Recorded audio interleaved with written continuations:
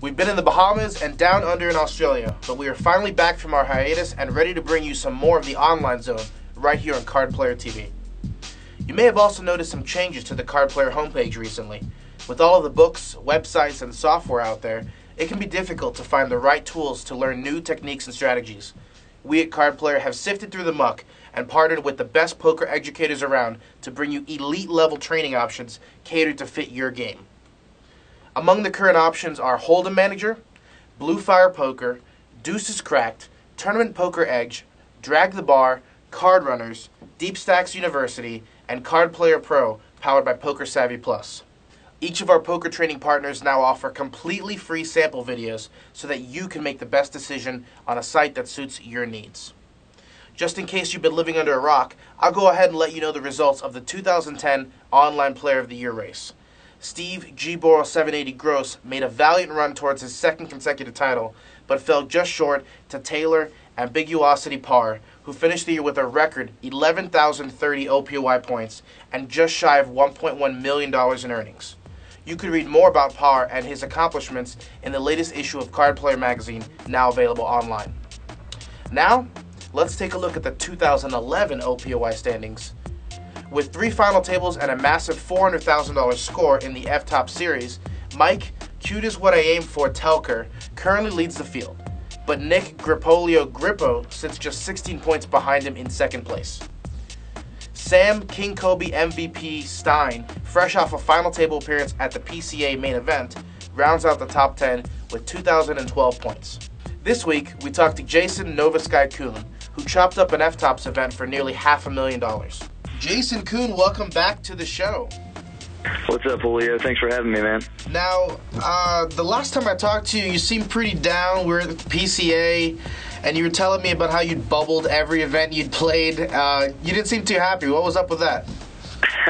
Yeah, I played, I think, $65,000 worth of buy-ins down there, and I bubbled 3. I bubbled the NAPT shootout, I bubbled the 5K heads up, and I bubbled the main event.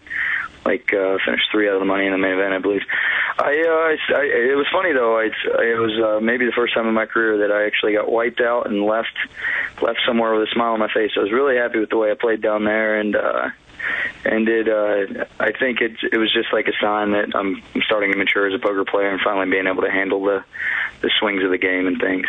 Well, speaking of swings, you just picked up the biggest score of your career, chopping up event number 24 of the current FTOPS for, what was it, $458,000. You beat out 11,343 players in a $300 buy-in tournament. This is quite an upswing. Yeah, it was definitely a pretty good day's work. I was so excited. I couldn't sleep for about another 18 hours after the tournament. Well, you mentioned a good day's work. I mean, it literally was a day. What time did you guys finish up? It was daylight out. It was probably 7 a.m. I think, Pacific time. That's so yeah. Brutal. Now, the guy who officially won the tournament, Alex 8084 Debus, scored 340,000. How in the world did you guys come up with a chop where you got an extra $120,000 and still lost the tournament? Yeah, well, whenever we did the chop, I believe I had roughly 65 to 70% of the chips in play free-handed. Yeah, I think I had 33 million, and second had 9.8, and third had maybe like 8, roughly. And when we ended up getting heads up for the win, I doubled him.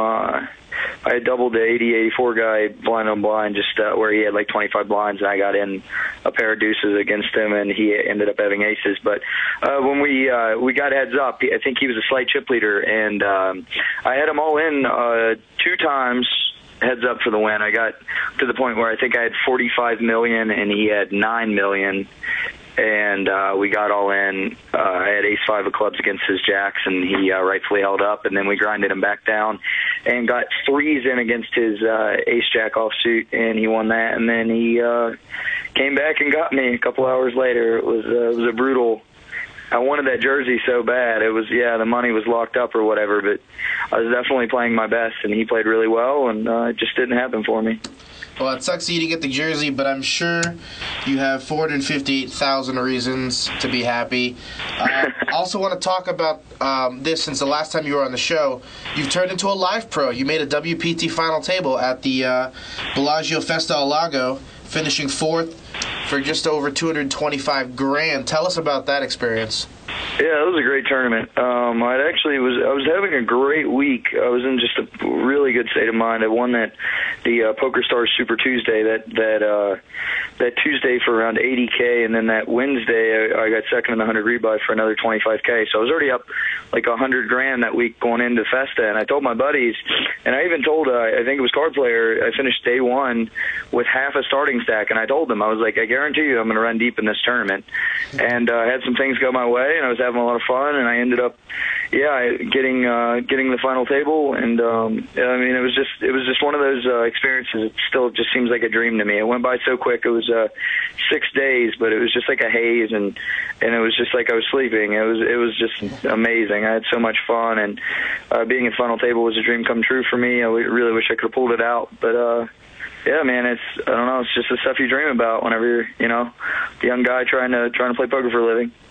Now, you've made the move from the East Coast to Las Vegas. How do you like living out here?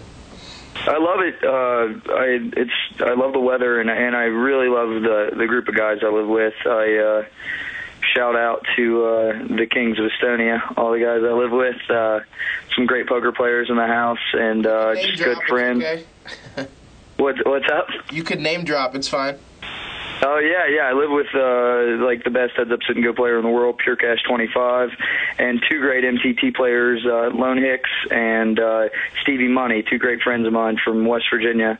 Steve? And we just all hang out and have fun and try to book some wins here or there. It's been amazing, man.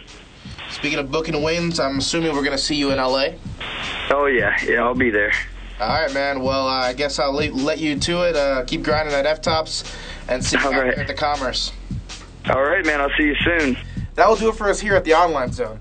Be sure to send all your questions and comments to onlinezone@cardplayer.com. See you later.